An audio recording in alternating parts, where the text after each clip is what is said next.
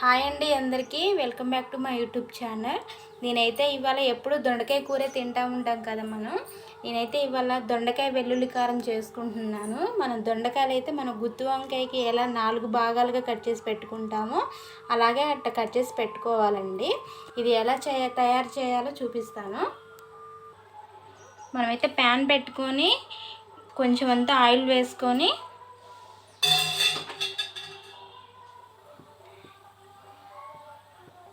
Oil heat ఎక్కిన తర్వాత నేనైతే ముందుగానే కట్ చేసి పెట్టుకున్నాను ఉల్లిపాయ ముక్కలు. ఇది పచ్చి వాసన పోయేంతసేపు కొంచెం లైట్గా వేయించుకోవాలా. మరీ ఫ్రై కాకుండా మరీ కొంచెం లైట్గా అయితే వేయించుకోవాలి. పచ్చి వాసన పోయేంతసేపు కొంచెం జీలకర్ర, కొన్ని ధనియాలు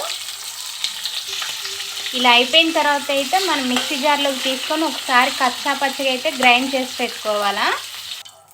మనకైతే ఆనియన్స్ వేయించిన దాంట్లోనే కొంచెం అయితే ఆయిల్ ఉందండి, దాంట్లో కొంచెం ఫ్రై చేసుకోవాలా.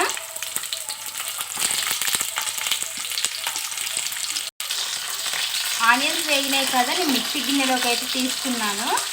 మనకి టేస్ట్కి సరిపడేంత ఉప్పు, అలాగే మనకు టేస్ట్కి సరిపడినంత అయితే కారము. ఇదైతే గ్రైండ్ చేసి పెట్టుకుందాం. ఇలాగైతే గ్రైండ్ చేసి పెట్టుకోవాలా. కొంచెం మెత్తగా కాకుండా కొంచెం కచ్చా పచ్చగా అయితే చేసుకోవాలి. అయితే వేయించుకోవాలి. మనమైతే చక్కగా గోల్డెన్ కలర్లో వచ్చేంతసేపు కూడా వేయించుకోవాలి. ఆయిల్లో కొద్దిసేపు మగ్గించుకోవాలి. మనకైతే ఇలా ఫ్రై అయ్యాయి కదండి. కొంచెం అంతా అయితే పసుపు,